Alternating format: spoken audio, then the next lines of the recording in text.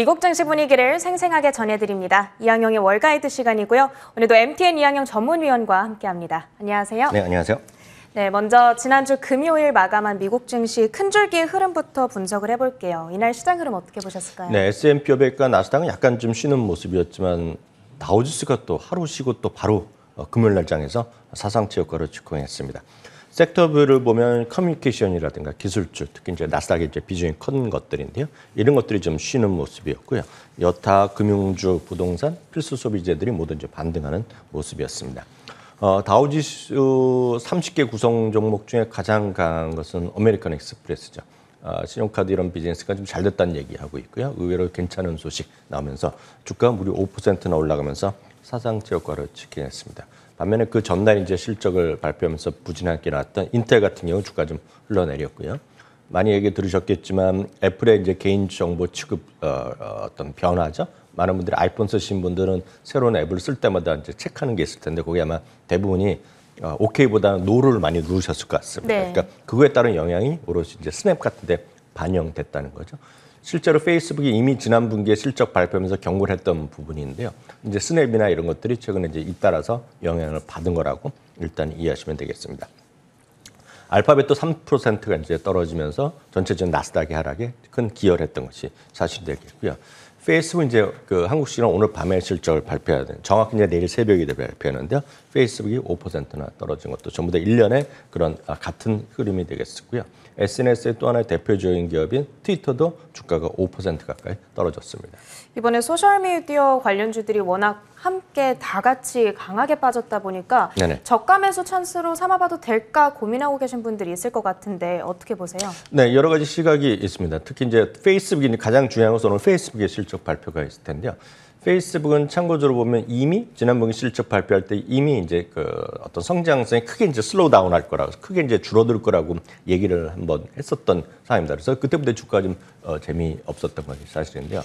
과거에 보면 최근 4분기 동안 페이스북은 최근 실적을 발표한 4번 중에 3번이 주가 좀 내렸거든요. 그런데 이번에 지금 미리 많이 내려놨기 때문에 어느 정도 영향이 있을지는 모르겠지만 오늘의 그 중요한 포인트는 저커버그가 최근에 1년의 사태 있지 않았습니까? 네. 페이스북, 왓츠앱 이런 것들이 지금 7시, 8시간이 셧다운 된 적 있잖아요.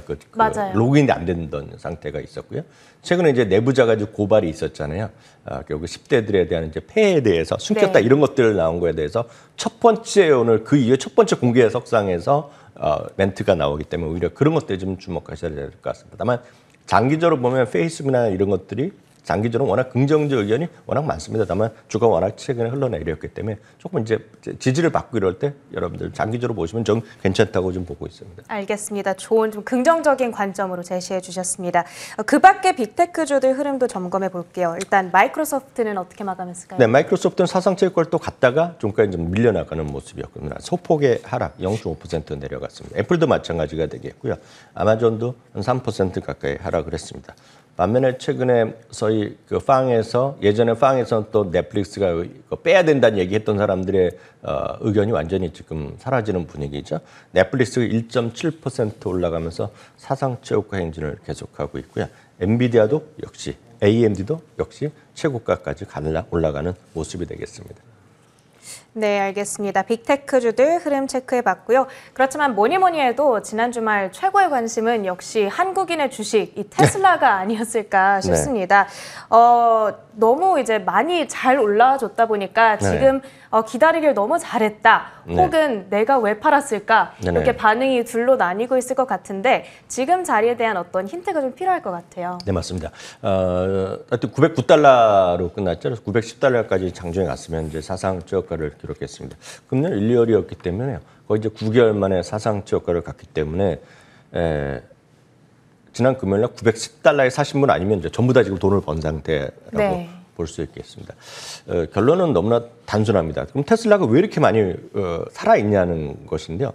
그림 하나 보시면 이해가 되실 것 같은데요. 매출액이 이제 꾸준하게 올라가고 있다는 것이 이제 늘어나고 있다는 것이 되겠고요. 다른 자동차 회사는 지금 올해 들어서 웬만한 기업들이 전부 다 매출이 크게 줄어들었습니다. 특히 3분기에는 포드나 GM이 매출 자체가 판매 대수가 3분의 30%가 줄어들었고요. 현대자동차는 3분기에 미국에서 10%가 더 팔렸지만 다른 회사의 영향이라고 보셔야 되겠고요. 현대자동차는 9월 생산돼서 확 줄어드는 거로 뉴스 저도 봤는데요. 그것은 그만큼 판매에 대한 여름을 전부 다 겪고 있는 게 맞습니다. 그렇지만 테슬라는 생산이 올해도 크게 늘어났다는 거죠. 그리고 이제 아시다시피 상당히 그나마 선전하고 있다는 것이 되겠고요.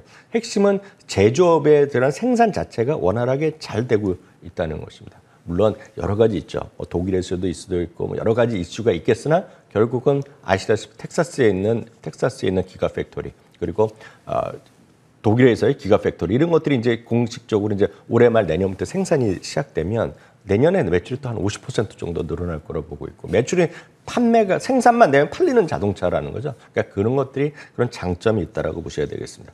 목표 주가를 다시 한번 확인해 드리면 목표 주가 대부분이 올려놨지만 투자 의견이 여전히 중립 의견이 되겠고요. 여러분 생각하시기에 뭐 아직도 이렇게 주가를 $300, $400에 폄하하는 사람도 있다고 생각하지만 그게 이제 미국이라고 보셔야 되겠고요. 네. 중요한 건 조금씩 목표 주가가 올라가고 있다는 점에 여러분 좀 보셔야 되겠고요.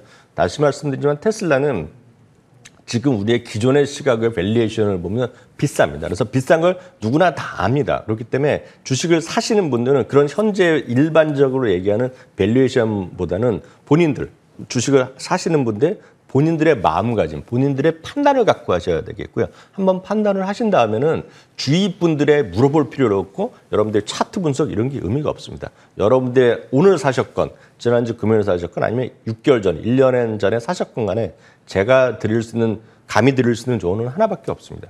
초심을 지키시면 됩니다. 여러분들이 사실 때 어떠한 마음으로 그리고 어떤 조건이 되면 팔겠다는 걸 누구나 다 알고 있거든요. $900 사신 분들도 어떤 분들은 $1,500 팔겠다고 마음 먹으신 분이 있고 어떤 분들은 5%만 먹겠다 말면 팔겠다는 분이 있거든요. 그러니까 각자 다 판단하셔야 되겠습니다. 이거를 기존의 잣대로 얘기하고 판단하는 것 자체는 진짜 덧없는 얘기다라고 말씀드리고 싶네요.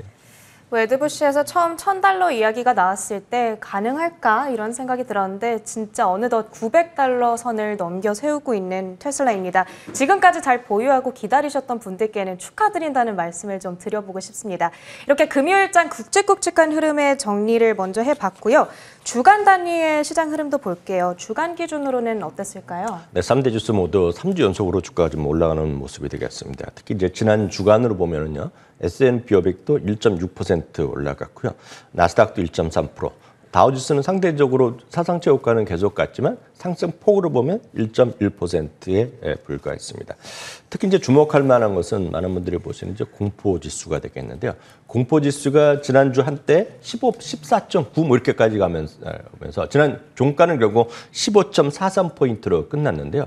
팬데믹 이후 최저까지 떨어졌습니다. 물론 다른 공포지수가 모든 것을 설명할 수 있는 건 아니죠. 그렇지만 우리가 정확한 건 이제 변동성 지표라고 우리가 쓰지만 우리가 많은 사람이 얘기할 때는 이제 공포지수라고 얘기하고 있는데 이만큼 시장 자체가 주가 많이 올라간 건 우리가 다들 인정하지만 시장이 이렇게 불안한 상황은 아니라는 것을 역설적으로 좀 보여주고 있다고 보셔야 되겠고요. 섹터별로 보면 11개 섹터가 모두 지난 한 주간에 올라갔습니다. 특히 금융주와 헬스케어, 부동산, 유틸리티 등이 올라갔다는 거죠. 이걸 보면 많은 분들이 성장주나 IT 이런 거 위주로 많이들 보고 갖고 계시지만 의외로 좀 경기 좀 방어적 섹터에 있는 주식들도 꽤 올랐다. 그런 것들이 부동산, 유틸리티 그런 것, 헬스케어 등인데요. 그러니까 그런 것들이 좀 시장을 좀 마음을 열고 다양한 섹터로 분산 투자하는 것이 늘 말씀드리지만 시장에서 살아남고 꾸준하게 수익을 챙길 수 있는 유일한 길이라고 보고 있겠고요. 10년물 금리가 지난 주말에 약간 플러스 마이너스 있었지만 주간 단위로 보면 1.64%까지 올라갔고요. 지난주에 이제 우리가 빼놓을 수 없는 것이 비트코인이 다시 한번 사상최고까지 갔다가 또 떨어지면 더 10% 정도까지 떨어지는데 여전히 61,000, 62,000까지 와 있겠고요.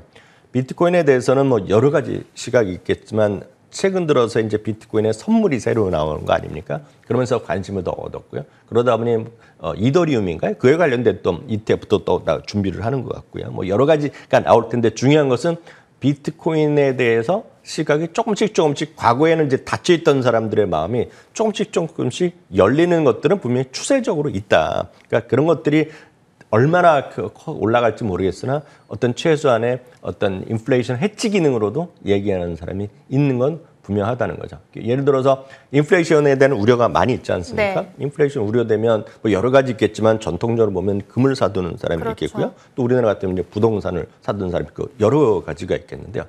아시다시피 이제 잭 도시라고 있지 않습니까? 네. 트위터를 그 창업한 사람이죠. 그리고 이제 지금은 스퀘어까지 다 같이 한 분인데요.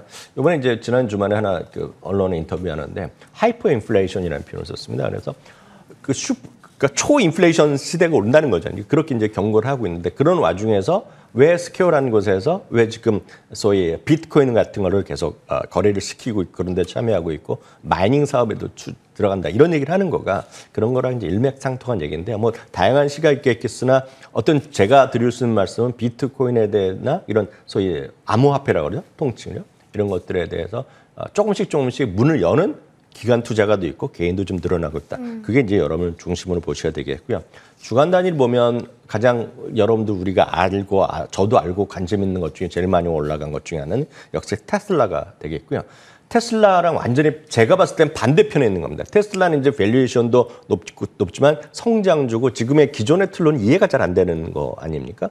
반면에 누구나 다 알고 누구나 다 웬만한 분들 여기서 한 번만 가입하면 그다음에 계속해서 가는 것들이 코스트코잖아요. 그렇죠. 그러니까 테슬라의 7.9%도 막 박수치고 좋아할 일이지만 알게 모르게 코스트코도 지금 6.5%나 주간 단위로 하면서 최고가를 가고 있고요. 금요일 날 같이 사상제 효과를 갖거든요. 그러니까 그런 것들이 시각을 한쪽만 너무 가지 마시고 다른 쪽도 보셔야 되겠고요. 많이 떨어지는 것 중에 최근에 은근히 계속 반등하는 것이 나이키입니다. 나이키나 그런 것들, 그러니까 크록스 같은 게 지난주에 아주 강한 흐름 보여주었고요.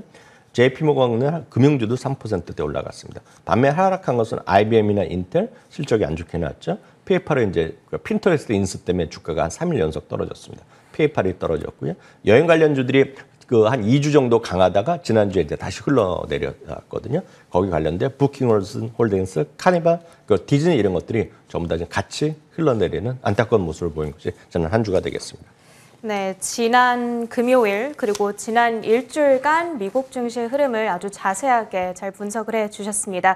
내일 이 시간에는 지금 여러 가지 불안 요인들이 어쨌든 시장 이면에는 감춰져 있단 말이에요. 이런 상황 속에서 우리는 어떤 전략을 챙겨야 하는가 월가의 시각에 대해서도 들어보도록 하겠습니다. 지금까지 미국 증시 판단 MTN 이항영 전문위원님과 함께했습니다. 고맙습니다. 네, 저희 굿모닝 글로벌이 준비한 시간도 여기까지가 되겠습니다. 저희는 내일 아침 6시에 다시 미국 증시에 대한 여러 가지 알찬 정보 들고 찾아오도록 하겠습니다. 이어지는 시간들 통해서 한국 증시에 대한 전략도 성공적으로 챙겨가시길 바라겠습니다. 끝까지 시청해주신 여러분 고맙습니다.